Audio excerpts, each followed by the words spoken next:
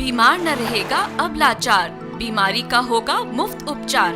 अब हर पीड़ित का होगा सम्मान, हर एक जन होगा आयुष्मान। प्रधानमंत्री जन आरोग्य योजना का हिस्सा बने और निशुल्क उपचार पाएं। अरे दीदी, सूचीबद्ध सरकारी ये आयुष्मान भारत क्या है? अधिक जानकारी के लिए भगवान जाने क्या है, कोई नई योजना आई होगी। हम गरीबों की सुनता कौन है? अरे दीदी, ये योजना हम सब के लिए है। अरे वो देखो, चौधरी जी जा रहे हैं, इनको जरूर पता होगा। आओ चलकर इन्हीं से पूछते हैं। ठीक है।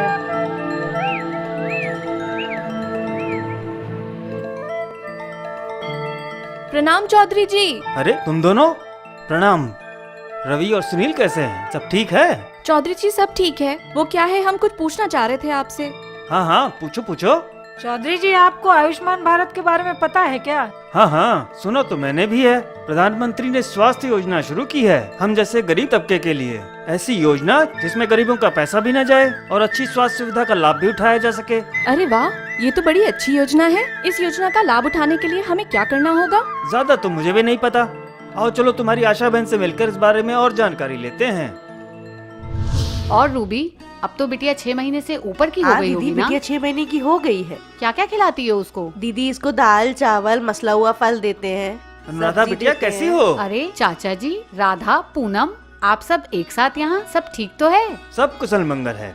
बेटा, हम जो ये नई योजना आई है आयुष्मान भारत, उसके बारे में जानकारी चाहते थे। ये क्या योजना है? इसका लाभ कौन ले सकता है?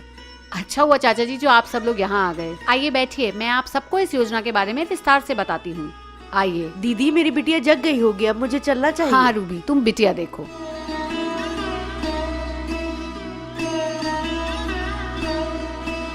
राधा, पूनम, हमारे प्रधानमंत्री जी ने हम सभी गरीबों को ध्यान में रखते हुए एक बहुमूल्य स्वास्थ्य योजना का आरंभ किया है और उसी का नाम है आयुष्मान भारत प्रधानमंत्री जन आरोग्य योजना। इसके अंतर्गत 5 लाख तक की निशुल्क स्वास्थ्य सुविधाएं प्रतिवर्ष प्रत्येक लाभार्थी परिवार को दी जाएंगी। और चाचा जी, पहली बार इस योजना के अंतर्गत गंभीर बीमारियों जैसे कैंसर और हृदय रोग को भी शामिल किया गया है। और तो और पहले से हुई बीमारियों को भी इस योजना के अंतर्गत शामिल किया गया है। 5 लाख दीदी, क्या सच में इतना रुपया मिलेगा? अरे नहीं नहीं पूनम, रुपया नहीं मिलेगा।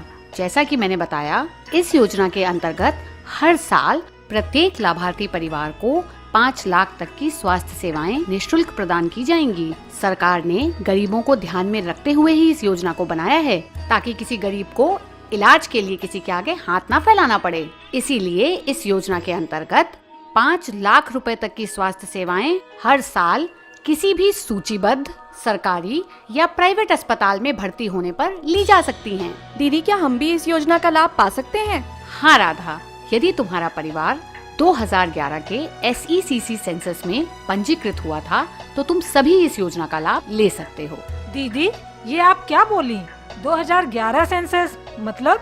SECC डेटा यानी सामाजिक, आर्थिक और जातिगत जनगणना। अगर इस दौरान तुम और तुम्हारा परिवार इस डेटा में पंजीकृत हुए थे तो तुम सभी लोग इस योजना का लाभ उठा सकते हो। परंतु तुम्हें अपने और परिवार के साथ अपना आधार और राशन कार्ड लेकर सत्यापन केंद्र पर जाना होगा। अच्छा दीदी, इसका पंजीकरण कब और कहाँ करा सकते हैं?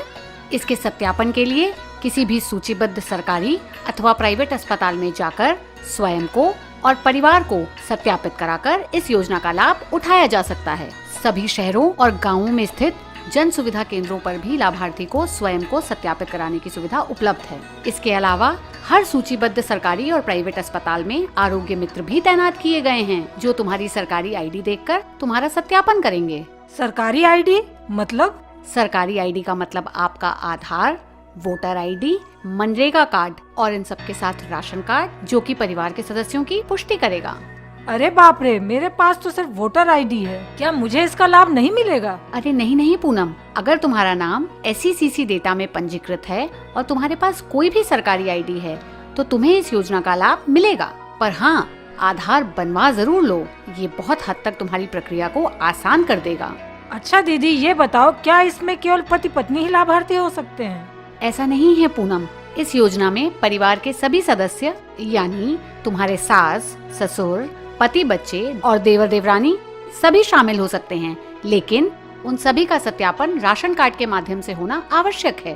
पर दीदी, इनके दादाजी तो अब 70 साल के हो गए हैं। गठिया का दर्द है और खांसते भी हैं। तो क्या वह इस योजना का हिस्सा बन सकते हैं? इसकी कोई तो उम्र सीमा होगी। ऐसा नहीं है पूनम। इस योजना में सरकार ने परिवार के सदस्यों और उम्र पर कोई सीमा नहीं लगाई है। इसीलिए नवजात शिशु से लेकर प्रौढ़ावस्था तक के सभी लोग इस योजना का लाभ उठा सकते हैं। अरे वाह दीदी, ये तो बहुत अच्छा है। यानी परिवार का कोई सदस्य छूट नहीं सकता, सभी योजना का लाभ ले सकते हैं। लेकिन क्या राधा, मन में कोई संकोच मत रखो। जो भी सवाल आए बेझिझक होकर पूछो। वो दीदी, मेरी देवरानी के पिछले साल ही लड़का हुआ है, तो उसका नाम SECC में होगा नहीं, तो क्या वो इस योजना का लाभ नहीं पाएगा? ऐसा नहीं है राधा, सरकार ने इन सभी बातों का ख्याल रखा है और जरूरत के हिसाब से ही योजना को बनाया है। यदि 2011 की जनगणना के बाद परिवार में कोई नई बहू शादी करके आई है या बच्चे का जन्म हुआ है, तो विवाह प्रमाण पत्र और जन्म प्रमाण पत्र दिखाकर उन दोनों को भी इस योजना में शामिल किया जाएगा। अरे वाह दीदी, ये तो बड़ी अच्छी योजना है। तो दीदी, क्या मेरा भाई भी मेरे परिवार में शामिल हो सकता है?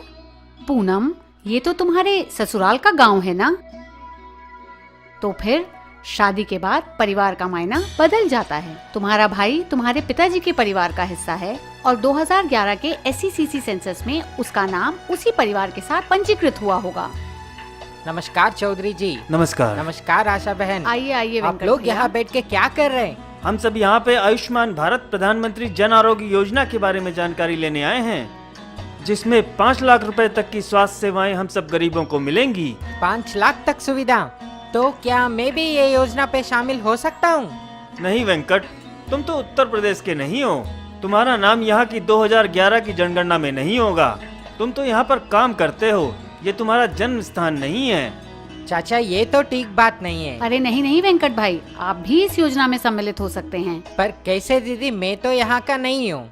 वेंकट, तुम्हारे राज्य में 2011 में हुए SECC जनगणना में यदि तुम्हारा नाम सम्मिलित है, तो तुम भी इस योजना में सम्मिलित होकर इसका लाभ उठा सकते हो।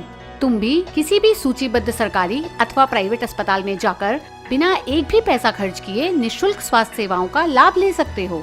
यह योजना केवल उत्तर प्रदेश में ही नहीं बल्कि पूरे भारत में लागू है।